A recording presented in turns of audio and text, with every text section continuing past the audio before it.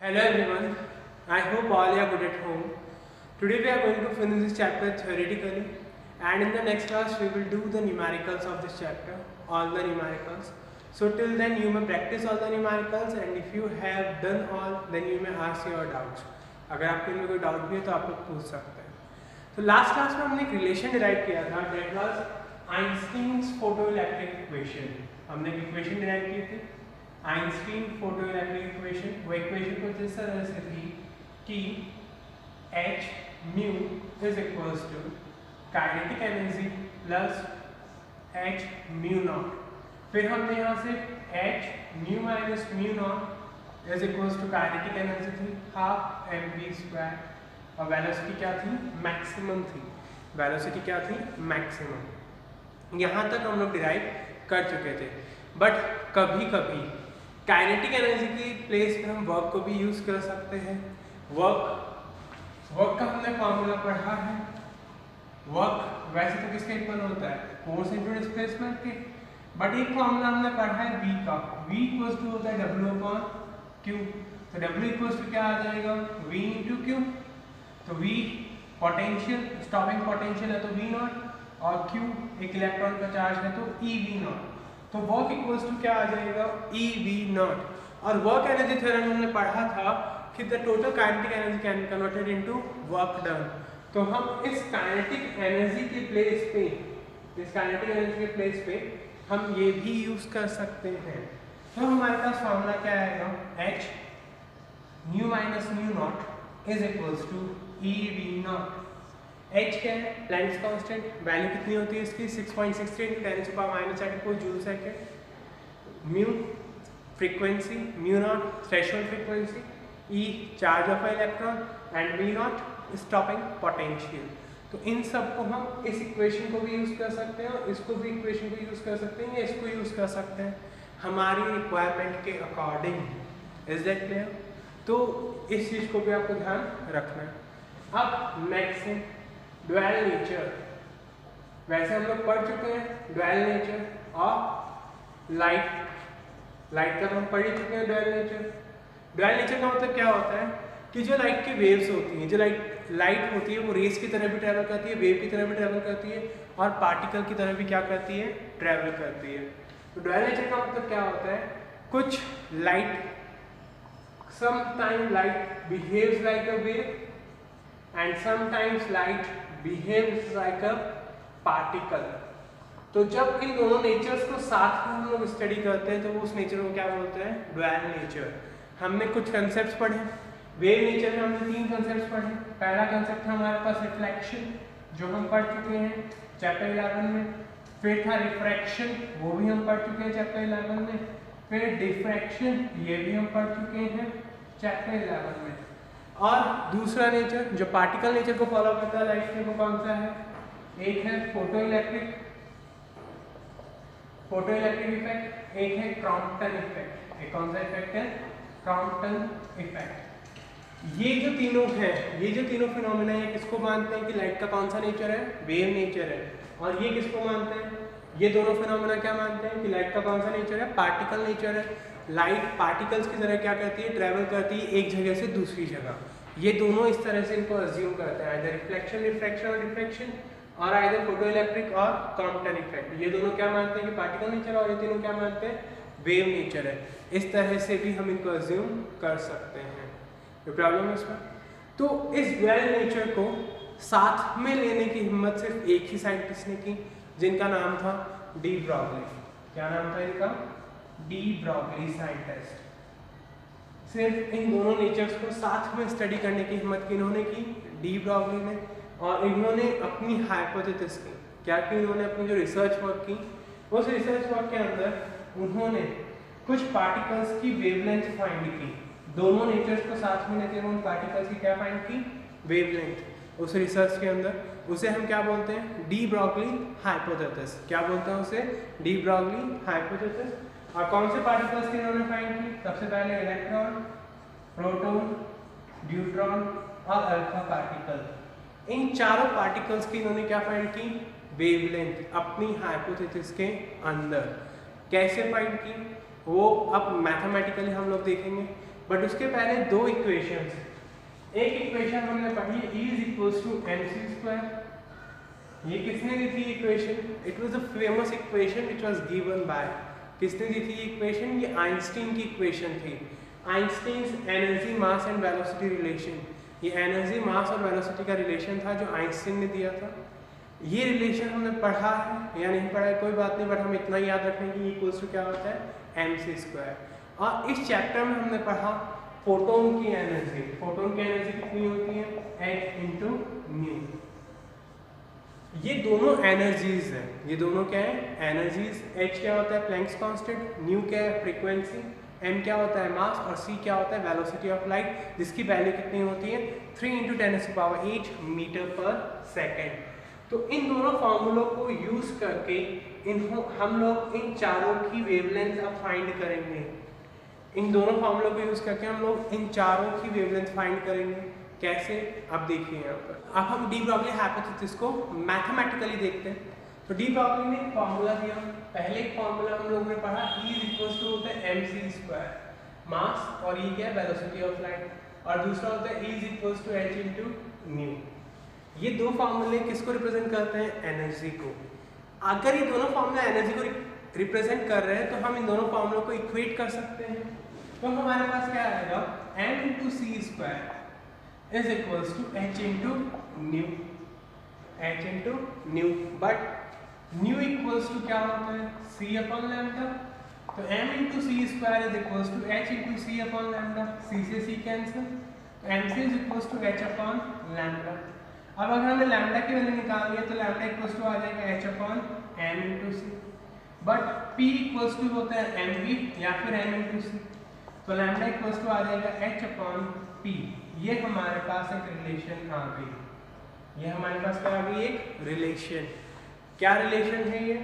कि जो वेवलेंथ होती है किसी भी पार्टिकल की, वो प्लैंक्स कांस्टेंट का और उसके मोमेंटम का रेशियो होती है। उसके मोमेंटम का क्या होती है? रेशियो। p क्या है यहाँ पर? Momentum, product of mass and velocity. Mu equals to c upon lambda होता है, frequency equals to velocity upon wavelength. ये फॉर्मूला होता है, 11th में हम लोग पढ़ चुके थे। तो इस फॉर्मूले को हमने यूज किया तो लैम्डा इक्वल्स टू आ गया हमारे पास h upon p। But p equals to, p क्या है यहाँ पर? मोमेंटम। मोमेंटम इक्वल्स टू क्या होता है? m इंटू वी भी हम लिख सकते हैं, और इसको हम काइनेटिक एनर्जी के टर्म्स में भी डिराइव कर सकते हैं। कैसे डिराइव करेंगे? हमने पढ़ा है काइनेटिक एनर्जी इक्वल्स टू होता है half into m into v square, ये फॉर्मूला हमने पढ़ा है। अब अगर हम यहाँ से इस 2 को इधर शिफ्ट कर दें तो 2 times of kinetic energy is equals to m into v square. 2k is equals to p into v, 2k is equals to p into v। Mass into velocity किसके इक्वल आ गया? मास इंटू वेलोसिटी तो momentum हो गया और एक भी अलग आ गया। यहाँ तक हम कर सकते हैं। तो यहाँ से हमारे पास p की वैल्यू क्या आएगी? p की वैल्यू हम यहाँ से निकाल के इस इक्वेशन में पुट कर सकते हैं, या फिर हम लोग काइनेटिक एनर्जी को और इन दोनों के बीच में जो रिलेशन हमारे पास है यहाँ से हम वेलोसिटी निकाल सकते हैं। तो जो हमें सुटेबल हो वो वर्क कर सकते हैं। तो हम लोग क्या कर रहे हैं यहाँ पर? हम लोग यहाँ पर p की वैल्यू निकाल रहे हैं। किसका वैल्यू निकाल रहे हैं? p का। तो p इक्वल्स टू क्या आएगा? p will be equals to 2k upon v। इस p के वैल्यू को हम यहाँ पे पुट कर सकते हैं तो लैम्डा का वैल्यू आ जाएगा। ठीक है, एक काम ये कर सकते हैं। दूसरा काम हम क्या कर सकते हैं कि काइनेटिक एनर्जी और मोमेंटम में रिलेशन निकाल लेते हैं। तो ये रिलेशन क्या आ जाएगा? p इज इक्वल्स टू, जैसे काइनेटिक एनर्जी का फॉर्मूला है हमारे पास ये, और हमने पढ़ा है p इक्वल्स टू क्या होता है? m into v. तो m इंटू वी के प्लेस पे हमने p पुट किया, फिर इसको सॉल्व कर लो। तो इस तरह से हम इसको सॉल्व कर सकते हैं। अब अगर यहाँ पे m इंटू वी स्क्वायर है, हम इस इक्वेशन को m से डिवाइड कर देते हैं और m से मल्टीप्लाई कर देते हैं, तो हमारे पास 2k इक्वल्स टू क्या आ जाएगा? p into m v upon m। m into v भी क्या होता है? p क्या होता है? मोमेंटम। तो 2k is equals to p into p upon m। तो यहाँ से 2 into m into k is equals to p square. तो p की वैल्यू हमारे पास और क्या आ जाएगी? 2mk। जो मोमेंटम हमारे पास वो क्या आ गया √2m के, या तो हम ये वैल्यू पुट कर सकते हैं या फिर ये वैल्यू पुट कर सकते हैं। तो हम इस p की वैल्यू को यहाँ पे पुट कर रहे हैं, तो लैम्डा इक्वल्स टू क्या आ जाएगा हमारे पास, lambda equals to h upon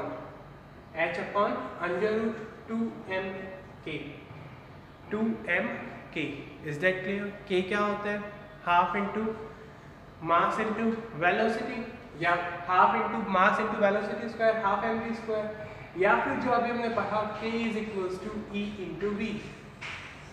ये याद है क्या, E इंटू वी, जब काइनेटिक एनर्जी किसके अंदर कन्वर्ट हुई थी, वर्क के अंदर। तो हम इस फॉर्मूले को यूज कर रहे हैं, V क्या है यहाँ पर, पोटेंशियल डिफरेंस। तो लैम्डा इक्वल्स टू क्या आ जाएगा, h अपॉन √2m EV। तो ये लैम्डा का हमारे पास फॉर्मूला आ गया। देखिए वापस से हमने क्या किया, यहाँ तक तो कोई डाउट होगा नहीं।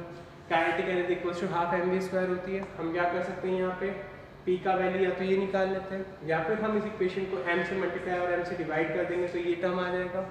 तो 2k is equals to p square upon m आ गया, p 2m के इक्वल्स टू p स्क्वायर, तो p की वैल्यू आ गई √2m के। इस वैल्यू को हमने यहाँ पे पुट किया, तो लैम्डा इक्वल्स टू आ गया h अपॉन 2m के का रूट। k क्या होता है, k काइनेटिक एनर्जी थी, बट अगर इसको हम वर्क में कन्वर्ट करें, जैसे अभी हमने आइंस्टीन वाली रिलेशन में किया था, वैसे ही यहाँ पे लैम्डा इक्वल्स टू क्या आ जाएगा, h upon √2m EV। m क्या होता है, मास, m क्या होता है, मास, e इलेक्ट्रॉन पे charge, v potential difference, h Planck's constant. h क्या है, प्लैंक्स कांस्टेंट। तो ये सारी वैल्यू हम लोग अगर इस फॉर्मूले में पुट करें तो हमारे पास किसकी वैल्यू आ जाएगी, लैम्डा की। किसकी वैल्यू आ जाएगी, लैम्डा की। तो h lambda equals to h upon √2m EV, ये हमारे पास फार्मूला आ गया। ये एक जनरलाइज फार्मूला है। ये क्या है, जनरलाइज फार्मूला है। हम इसकी हेल्प से सभी पार्टिकल्स के फार्मूले भी डिराइव कर सकते हैं, जैसे एक इलेक्ट्रॉन का, एक प्रोटॉन का, एक न्यूट्रॉन का और एक अल्फा पार्टिकल का। कैसे करते हैं वो अब हम देखते हैं। अभी हमने फार्मूला देखा लैम्डा। लैम्डा इक्वल्स टू हमारे पास क्या आया, लैम्डा इक्वल्स टू आया h अपॉन √2m EV। ये फॉर्मूला है। m मास, e इलेक्ट्रॉन और v पोटेंशियल डिफरेंस, h क्या होता है, प्लैंक्स कांस्टेंट होता है। प्लैंक कांस्टेंट जैसे हम सबसे पहले इलेक्ट्रॉन की फाइंड करते हैं, किसकी फाइंड करते हैं, इलेक्ट्रॉन की।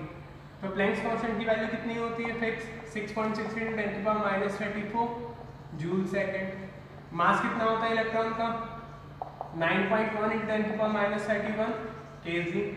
इलेक्ट्रॉन पे चार्ज कितना होता है, 1.6 × 10⁻19 कूलम। और v के बारे में हमें पता नहीं है।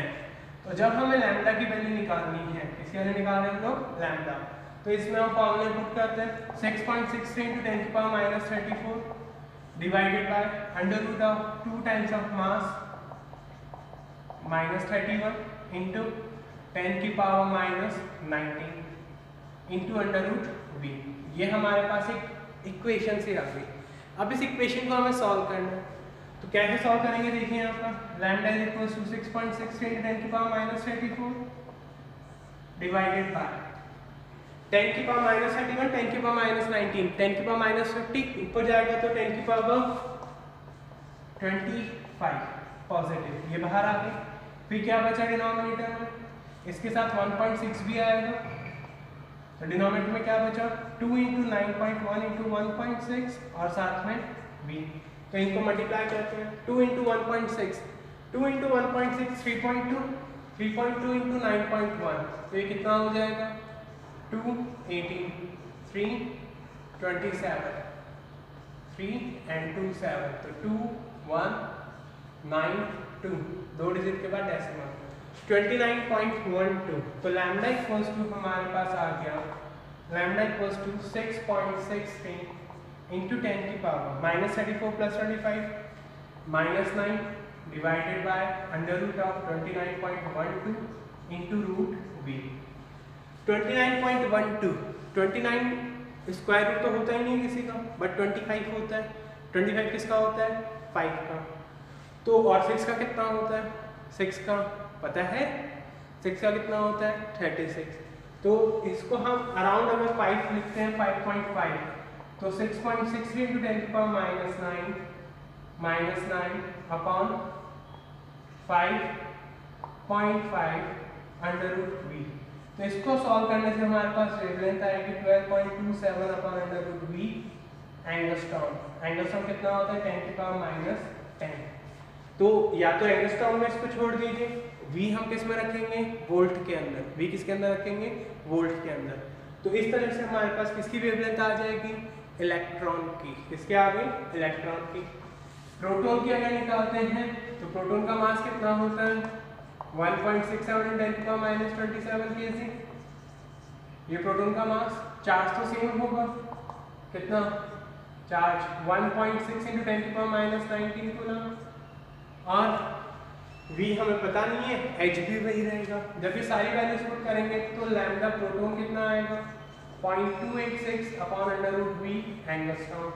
ये किसके लिए आ गया प्रोटॉन के लिए। ऐसे ही हम किसके लिए निकाल सकते हैं ड्यूट्रॉन और अल्फा पार्टिकल के लिए। तो ड्यूट्रॉन क्या होता है, ड्यूट्रॉन का मतलब होता है 1h2 जिसका मास तो डबल होता है और एटॉमिक नंबर सेम होता है। तो मास प्रोटॉन का कितना टाइम्स हो जाएगा 2 टाइम्स।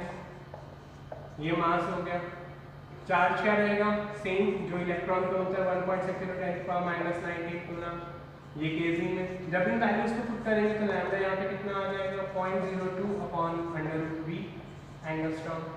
और ऐसे ही अल्फा पार्टिकल का मास क्या होता है मास इज डबल।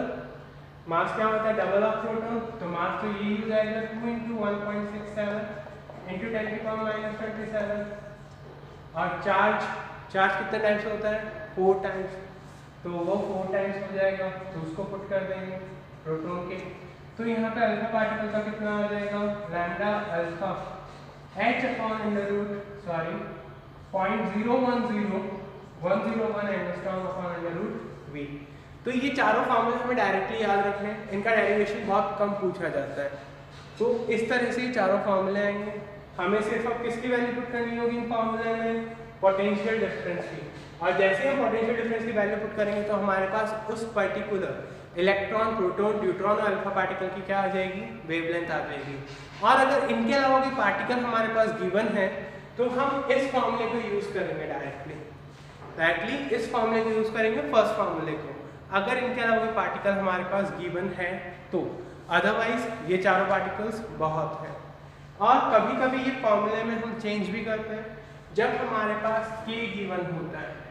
k क्या होता है k होता है बोल्ट्जमैन कांस्टेंट। k क्या होता है बोल्ट्जमैन कांस्टेंट। जब हमारे पास बोल्ट्जमैन कांस्टेंट गिवन होता है और टेम्परेचर गिवन होता है तो लैम्डा इक्वल्स टू फॉर्मूला क्या हो जाता है h upon under root 3m/kT। जब हमारे पास बोल्ट्जमैन कांस्टेंट और टेम्परेचर गिवन होता है तो उस टाइम लैम्डा का फॉर्मूला ये हो जाएगा h upon under root 3m/kT। Is that clear. तो ये सब हाइपोथेसिस किसने की डी ब्रॉगली ने। क्या किया डी ब्रॉगली ने इन दोनों को अपने साथ कनेक्ट किया, यानी पार्टिकल नेचर और डुअल नेचर को दोनों को क्या किया कनेक्ट किया। कैसे कनेक्ट किया और उन्होंने क्या निकाली उन पार्टिकल्स की वेवलेंथ निकाली जो हमारे जनरली यूज में आते हैं।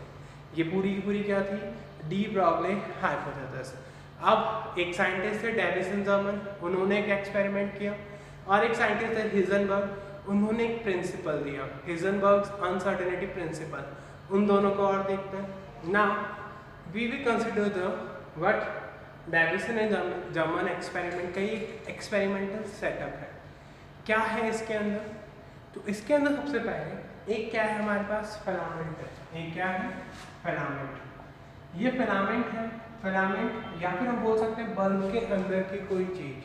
जैसे एक बल्ब आता है, बल्ब के अंदर वायर होता है, वही वायर सबसे पहले गर्म होता है और उसी से क्या होती है लाइट रेज स्प्लिट होती है और हमें दिखाई देता है।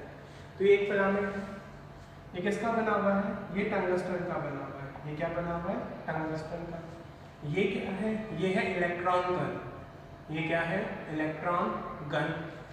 इस इलेक्ट्रॉन गन से इस एस्केप से, ये एस्केप को हम क्या बोलते हैं डायफ्राम। क्या बोलते हैं इस एस्केप को डायफ्राम। इस डायफ्राम से एक इलेक्ट्रॉन बीम बाहर निकल रही है। क्या बाहर निकल रही है इलेक्ट्रॉन बीम। इलेक्ट्रॉन की बीम बाहर निकल रही है, तो ये एक इलेक्ट्रॉन बीम इस तरह से बाहर निकल रही है और ये क्रिस्टल के ऊपर जाके गिर रही है। इस क्रिस्टल का क्या नाम है? Nickel crystal. निकल क्रिस्टल पे जाके गिरने के बाद ये जो लाइट रे है ये यहाँ से इधर आ रही है। ये क्या है? ये है आयनाइजेशन चैम्बर। ये क्या है? Ionisation chamber. और ये क्या है? इलेक्ट्रोमीटर। ये क्या है? इलेक्ट्रोमीटर। ये क्या है? इलेक्ट्रोमीटर। तो ये सिर्फ इसका कंस्ट्रक्शन था। अब क्या किया इन दोनों ने इस एक्सपेरिमेंट के अंदर, वो आपको ध्यान से समझना है। सबसे पहले इन्होंने इसके अंदर इलेक्ट्रॉन गन के अंदर इलेक्ट्रिक सप्लाई दी। इलेक्ट्रिक सप्लाई देने से क्या हुआ? ये जो फिलामेंट था टंगस्टन का, ये क्या हुआ? हीटअप हुआ। और जैसे ये हीटअप हुआ तो इससे जो इलेक्ट्रॉन्स थे वो बाहर निकले। वो इलेक्ट्रॉन्स किधर निकले? बाहर, इस तरफ, डायफ्राम की तरफ। डायफ्राम क्या था? एक नैरो पास था। एक नैरो क्या था? पास। जैसे ही डायफ्राम के पास आए तो ये बीम में कन्वर्ट हो गए। किस में कन्वर्ट हो गए? बीम में। इन दोनों ने ही सबसे पहले इस जो लाइट होती है उसका वेव नेचर इन्होंने डिस्कस किया कि लाइट एक वेव नेचर की तरह भी वेव नेचर होता है लाइट वेव का। तो जैसे यहाँ से इलेक्ट्रॉन बीम बाहर निकली तो ये इलेक्ट्रॉन बीम सीधी की सीधी किससे टकराई? निकल क्रिस्टल से। किससे टकराई? Nickel crystal. निकल क्रिस्टल के ऊपर जाने के बाद ये बीम क्या हुई? डिफ्लेक्ट हुई। हमने क्या अज्यूम कर लिया? थीटा एंगल से डिफ्लेक्ट हुई। और डिफ्लेक्ट होने के बाद ये सीधी की सीधी इसके ऊपर आके गिरी। ये क्या है? Ionisation chamber. आयनाइजेशन चैम्बर क्या करते हैं? आयनाइजेशन चैम्बर आयंस में आयनाइज करते हैं। इलेक्ट्रॉन्स को इन्होंने पार्टिकल्स को क्या कर दिया? आयनाइज कर दिया और आयंस के स्टेट में उनको पहुंचा दिया, जितने भी पार्टिकल्स आयनाइजेशन चैम्बर के अंदर थे। और ये जानने के लिए कि क्या इसके अंदर करंट जनरेट हुआ या नहीं हुआ, तो उसके लिए उन्होंने क्या लगाया? इलेक्ट्रोमीटर लगाया। क्या लगाया? इलेक्ट्रोमीटर। इलेक्ट्रोमीटर क्या होता है? It is a current sensing device. Current को मेजर करने की डिवाइस होती है। अब बात करते हैं कि हमें कैसे पता चला कि ये इतनी ही एंगल पे डिफ्लेक्ट होगी। इस एंगल को हम चेंज कर सकते हैं। जो यहाँ पे टंगस्टन है, टंगस्टन को हम हमेशा नेगेटिव मानते हैं या फिर लोअर पोटेंशियल पे मानते हैं। लोअर पोटेंशियल जो टंगस्टन है।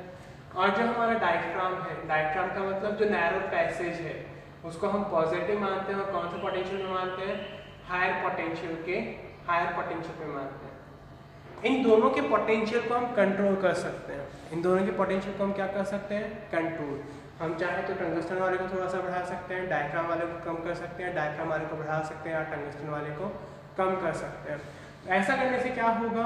ये जो एंगल है, डिफ्लेक्शन एंगल, जो निकल क्रिस्टल से टकराने के बाद ये बीम डिफ्लेक्ट हो रही है, स्कैटर हो रही है, वो कितने एंगल से हो रही है उसको हम चेंज कर सकते हैं। तो इन्होंने ये एक्सपेरिमेंट किया 3 अलग अलग एंगल्स के ऊपर। 3 अलग अलग एंगल्स के ऊपर इन्होंने क्या किया? इस एक्सपेरिमेंट को किया। एक बार इन्होंने एंगल रखा 50 डिग्री। तो जब इन्होंने 50 डिग्री एंगल रखा तो ये वेव इस तरह से इन्हें ऑब्टेन हुई, जब थीटा कितना था? 50 डिग्री था। फिर इन्होंने इस एंगल को चेंज किया। इन्होंने इस एंगल को 54 किया तो ये वेव कुछ इस तरह से इसकी शेप बनी। और फिर इन्होंने और चेंज किया 64 डिग्री। तो ये तीनों एंगल्स इन्होंने ऑब्टेन किए। ये तीनों जो कर्व्स थे इन्होंने अपने एक्सपेरिमेंट के अंदर इन तीनों कर्व्स को रिजल्ट को ऑब्टेन किया। क्या क्या किया इन्होंने? जब इन एंगल्स को चेंज किया तो 3 अलग अलग रिजल्ट्स को इन्होंने देखा और इन तीनों रिजल्ट्स को इन्होंने इस तरह से ग्राफ के ऊपर प्लॉट किया। तो क्या हुआ? ये इलेक्ट्रॉन बीम इस तरह से गई, टकराने के बाद इधर आ गई और यहाँ पे आयनाइजेशन चैम्बर था जहाँ पे गैसेस को क्या करते हैं? आयनाइज करते हैं। तो जो भी इलेक्ट्रॉन बीम यहाँ पे आई वो सारी की सारी क्या हो गई? आयनाइज हो गई।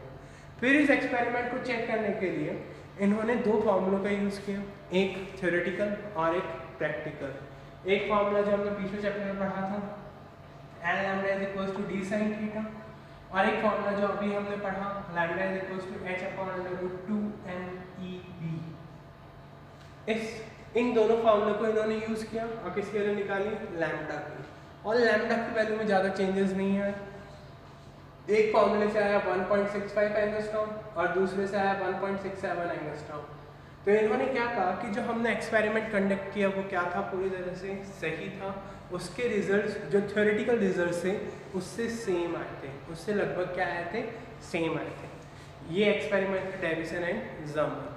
आपको लिखना क्या है, first electron gun is connected with electricity supply, हमने इसको इलेक्ट्रिसिटी सप्लाई से कनेक्ट किया, उससे फिलामेंट हीट हुआ, फिलामेंट हीट होने के बाद क्या हुआ, एक इलेक्ट्रॉन की बीम इस तरह से बाहर निकली, कहाँ से, डायफ्राम से। इसी डायरेक्शन में क्यों आई, क्योंकि डायफ्राम का जो पोटेंशियल था वो क्या था, हायर था, तो इस डायरेक्शन में आई, निकल पिस्टन से टकराने के बाद इस तरह से वो स्कैटर हुई, और हमने यहाँ पे एक क्या लगा रखा है, आयनाइजेशन चैम्बर, जहाँ पे गैस के पार्टिकल्स क्या हो गए, आयनाइज हो गए, और एक क्या लगा रखा हमने, इलेक्ट्रोमीटर। इसने क्या सेंस कर लिया, करंट, क्योंकि अगर इलेक्ट्रॉन्स फ्लो करेंगे कंटिन्यूसली तो करंट भी क्या होगा, कंटिन्यूसली जनरेट होगा, करंट भी क्या होगा, कंटिन्यूसली जनरेट होगा। ये इन्होंने इससे चेक कर लिया। अब इसके बाद जो साइंटिस्ट हैं उन्होंने एक और एक्सपेरिमेंट किया, उनका नाम था, उन्होंने एक्सपेरिमेंट नहीं किया, सिर्फ उन्होंने रिजल्ट दिया, Heisenberg uncertainty principle, Heisenberg uncertainty principle, uncertainty principle.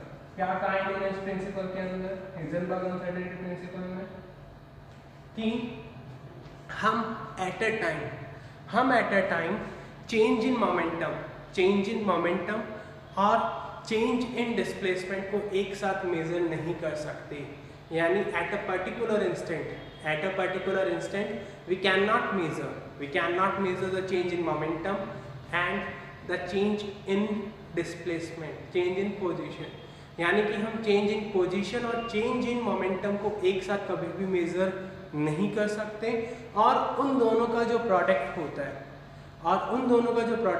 है वो हमेशा, जैसे डेल्टा एक्स हमने डिस्प्लेसमेंट लिखा, डेल्टा पी हमने मोमेंटम लिखा, तो इन दोनों का जो प्रोडक्ट होता है वो हमेशा इससे बड़ा होगा, h/4π से। जो मोमेंटम में चेंज का प्रोडक्ट है और जो डिस्प्लेसमेंट में चेंज का प्रोडक्ट है, इन दोनों का जो प्रोडक्ट होगा वो हमेशा h/4π से क्या होगा, बड़ा होगा। h क्या होता है, प्लैंक्स कांस्टेंट, 4 कांस्टेंट है और पाई की वैल्यू आपको पता है। और इसको इन्होंने आगे किस तरह लिखा कि आप चाहें तो इस तरह से भी इसको लिख सकते हैं, delta x into delta t is greater than equals to h/2। ये h इस तरह से मैंने एक एरो से काटा है, इसकी वैल्यू क्या होती है, ये जो h मैंने इस तरह से काटा है इसकी वैल्यू होती है h/2π। तो रिजल्ट क्या रहेगा, सेम रहेगा। क्या कहा इन्होंने, हेजनबर्ग ने, कि आप एक पर्टिकुलर इंस्टेंट के ऊपर चेंज इन डिस्प्लेसमेंट और चेंज इन मोमेंटम दोनों को साथ में मेजर नहीं कर सकते। और साथ ही उन्होंने क्या कहा कि जो इन दोनों का प्रोडक्ट होता है वो हमेशा बड़ा होता है, किससे, this/2 या फिर h/4π से। यहाँ पे या तो इससे h/2 से बड़ा या फिर h/4π से बड़ा। Is that clear? ये इन्होंने कहा हेजनबर्ग अनसर्टेनिटी प्रिंसिपल में। Is that clear all of you? तो ये था हमारे चैप्टर का लास्ट टॉपिक। नेक्स्ट क्लास में हम लोग इस चैप्टर के सारे न्यूमेरिकल्स करेंगे। आप लोग न्यूमेरिकल्स की प्रैक्टिस कीजिए, अगर हो जाते हैं तो well and good, otherwise we will discuss in the next class. Thank you all of you, have a nice day.